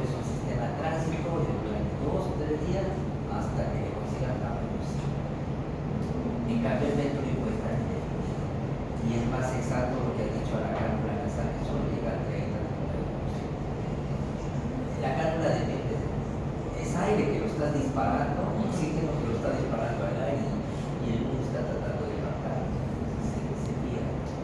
Ese es el teorema prácticamente. La máscara de Venturi puede llegar a 100% de humedad. Venturi con reservorio, ahí concentra 100%. Reservorio, claro, puede llegar a 100%. Puede ser tóxico cuando es más de 3 días. Y vemos ahí en el hospital en emergencia, porque a veces está como le ponen Venturi con reservorio y al día siguiente no es el mismo médico que lo sigue más. Es decir, al tercer día, otro que siga, cuarto día que siga y empieza el paciente a dice, oye, eso pasaba en el COVID, abría toda la válvula pensando que con eso iba a respirar el COVID y tenía que matar a la persona. Ya, seguimos. Ahora, en la pregunta 12 nos mencionan su criterio diagnóstico de síndrome de necesidad respiratorio agudo, excepto, la respuesta es la B, no es la presencia de infección refractaria, pero vamos a explicar por qué las otras sí son. Y luego volvemos. Sí, siguiente. Ya, esto es en base a los criterios de Berlín. Anteriormente se manejaban por los años 90 otros tipos de criterios, pero estos criterios eran más subjetivos, por lo que se mencionaba, y ya luego cambiaron a algo más objetivo, que son los criterios de Berlín para la definición del síndrome de distrés. Esto que nos dice, está en el agente, evalúa 4 puntos, es el tiempo de instalación, dentro de la primera semana, o sea, justo ahí decía menor a 7 días, dentro de la primera semana posterior a un factor de riesgo clínico conocido o desde el comienzo o empeoramiento de síntomas respiratorios. Ahí dice dentro de la primera semana posterior a un factor de riesgo clínico conocido y justo también menciona cuáles son los factores de riesgo que explican este síndrome de distrés respiratorio agudo.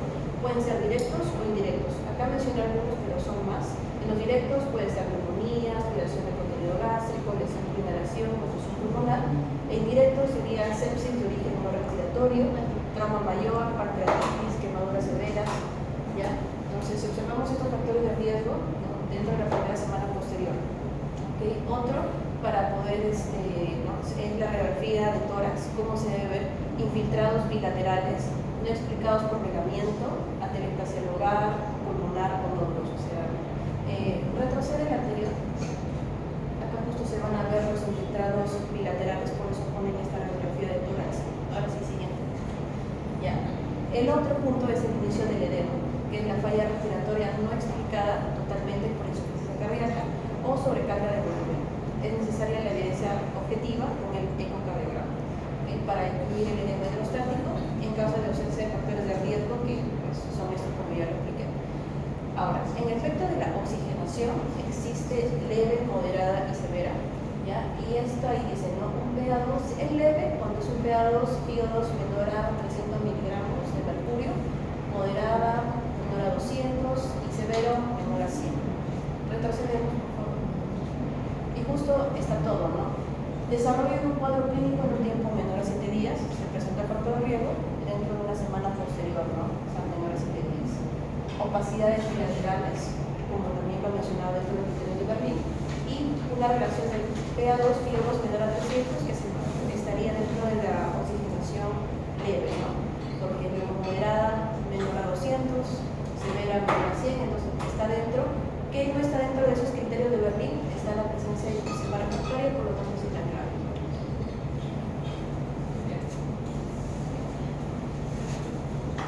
A mí me tocaba mencionar características paralíticas según la EMBAC.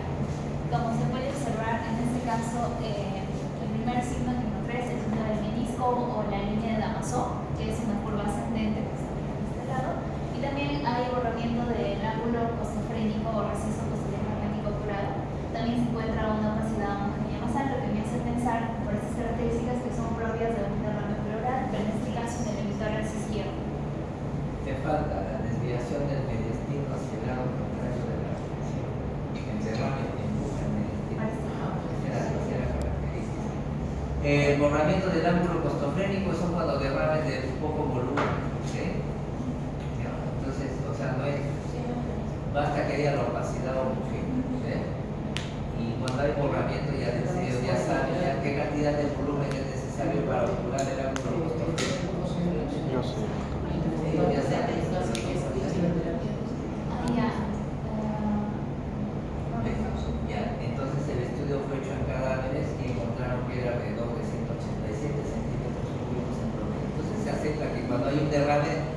de bajo volumen, pequeño volumen, o sea, menos de 200, ya con eso puedes visualizarse como obturación del ángulo y es de ramo, ¿sí?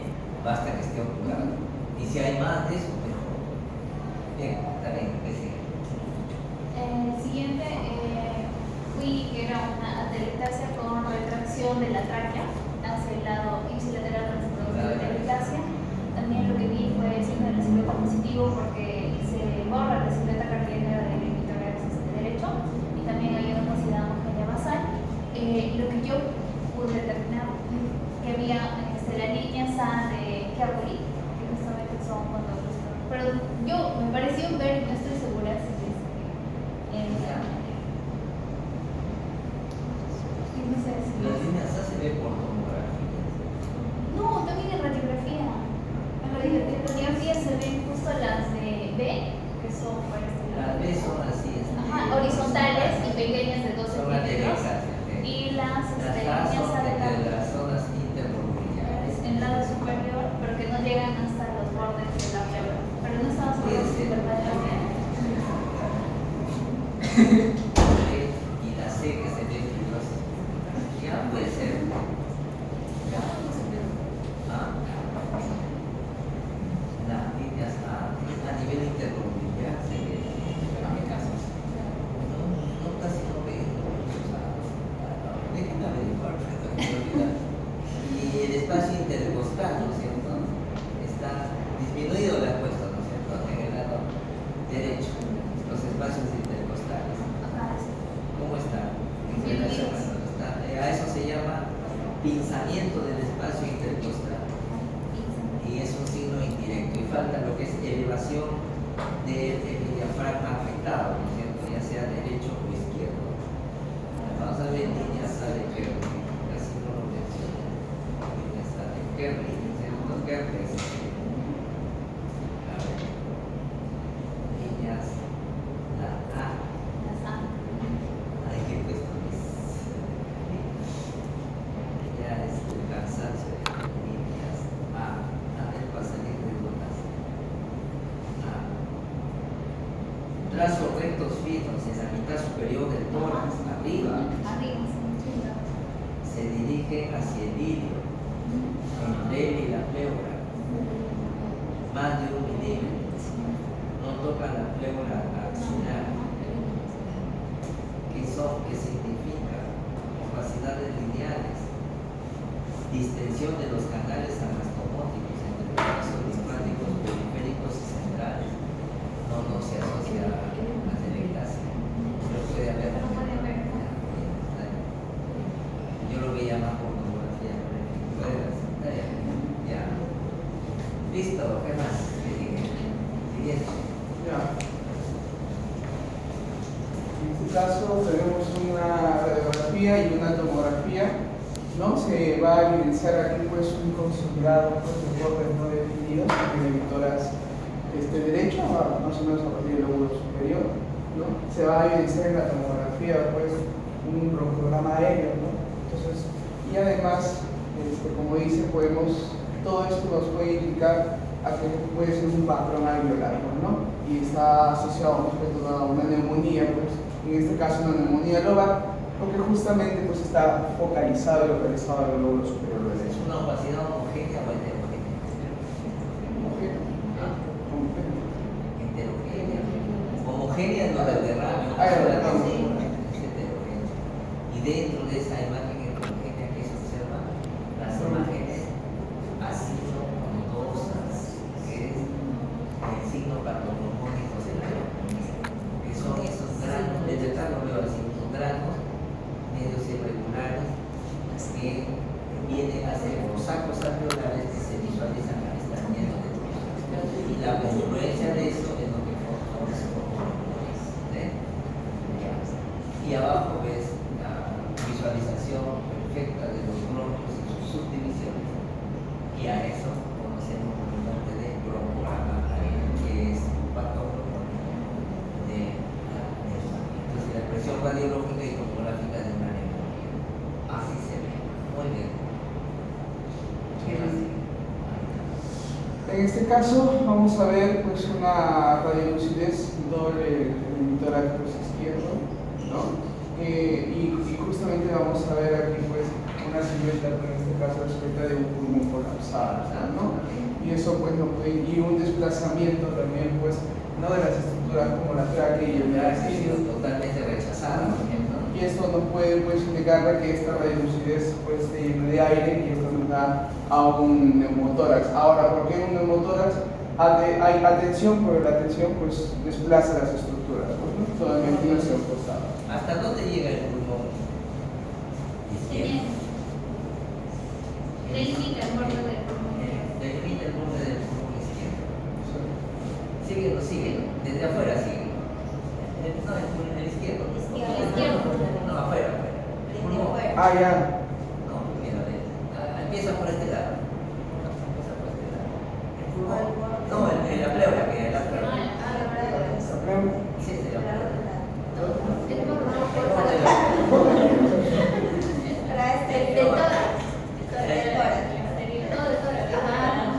Pero parietal, pues. Síguelo. No visceral. Sigue, no, pero sigue. Desde abajo, ya. Sigue, sube, entonces sigue. Sube. Y de ahí, se supone que está pegada a la tráquea o no está pegada a la tráquea.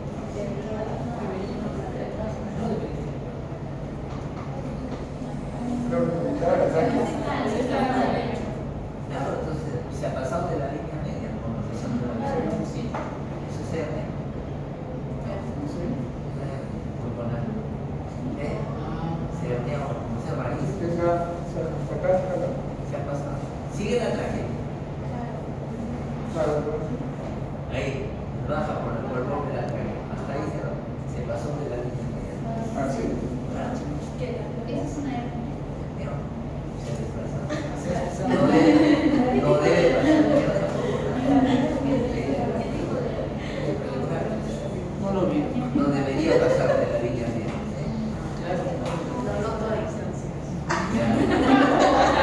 Ese es un neumotor, así que sigue.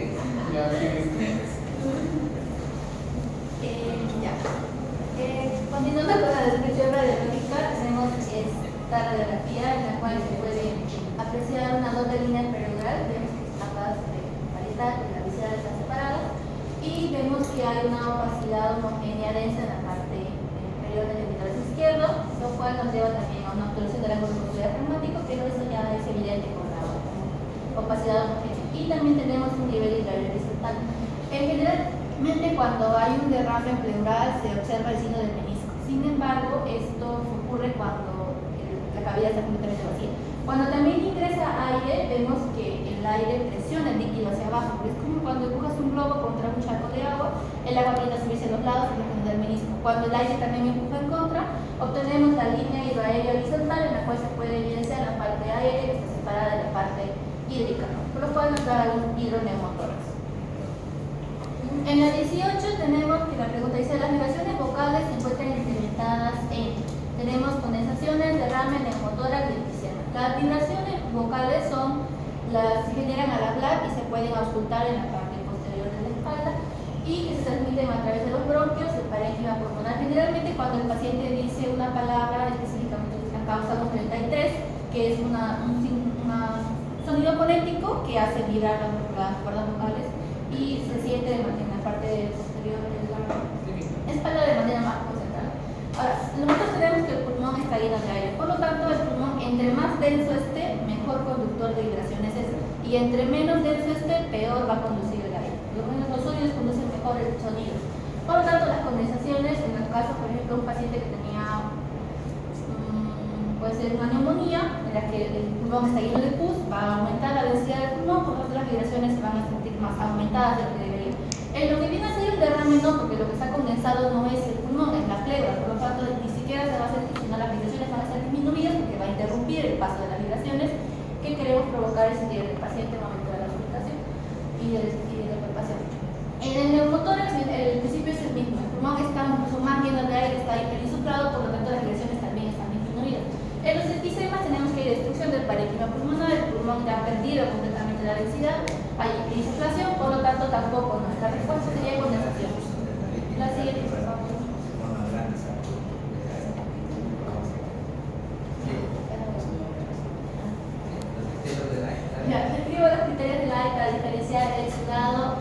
un transudado pleural. En los criterios de Dye tenemos que son criterios bioquímicos de líquido pleural para diferenciar si este es un exudado o un transudado. Generalmente este líquido se tiene con una toracocentesis. En los criterios de Dye tenemos que la relación de proteínas en el líquido pleural y proteína de suero no debe superar los 0.5. Si supera los 0.5 es un exudado. ¿Esto cómo se da a entender? Si el líquido tiene más de la mitad de proteínas que encontramos en la sangre del paciente, se considera positivo. Para los criterios de Dye, simplemente cumpla un criterio que se considere exudado. No tiene que cumplir los 3 o los elementos, sino uno. Y ninguno para que considere transudado.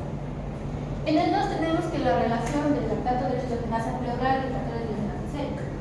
Generalmente la relación entre estos dos no debe superar los 0.6, que se considera exudado, sino si es menor se considera transudado. El LDH indica daño celular e inflamación. Si esto generalmente está presente a niveles muy bajos en la sangre de manera natural, pero cuando se eleva no quiere la que hay indicación de inflamación. Si el líquido pleural hay una proporción más alta en comparación a la que se encuentra en la sangre, este se considera positivo.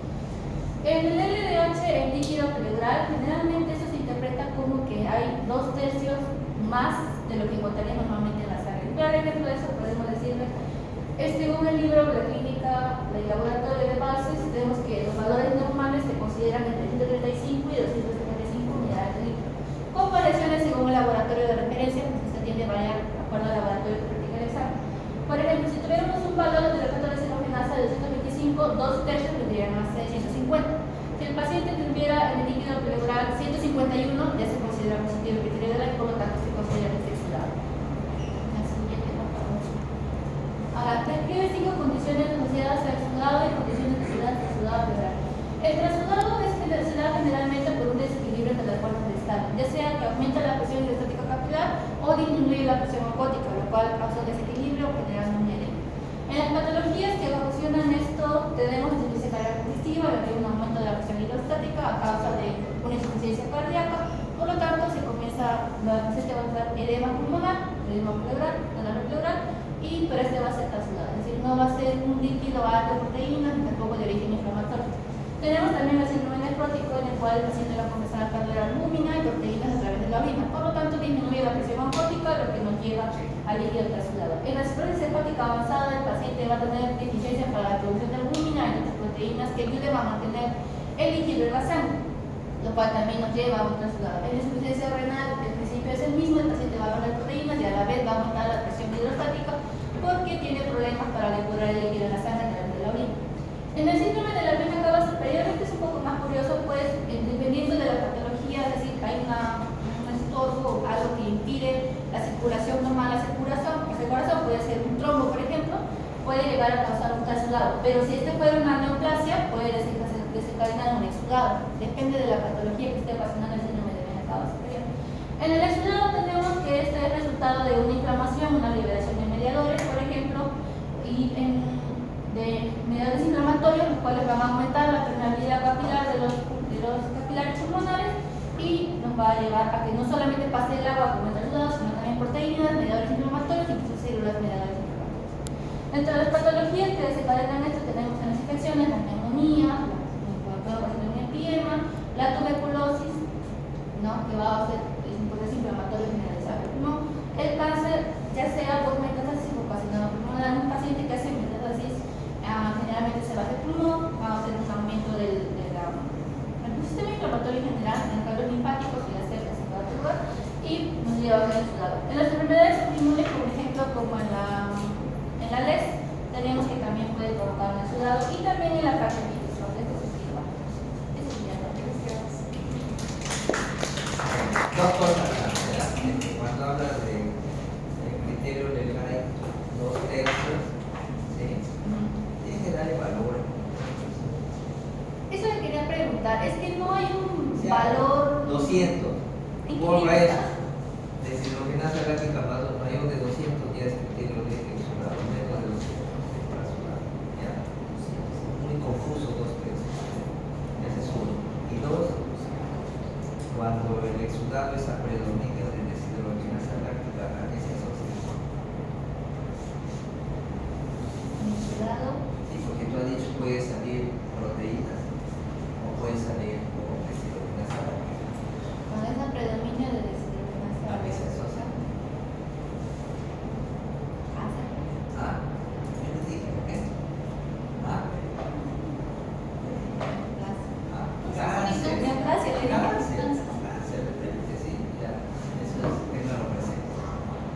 Mire, todo viene en el examen, todo este mundo. Ahí está la pregunta, la respuesta. Listo. Nos vamos. Gracias.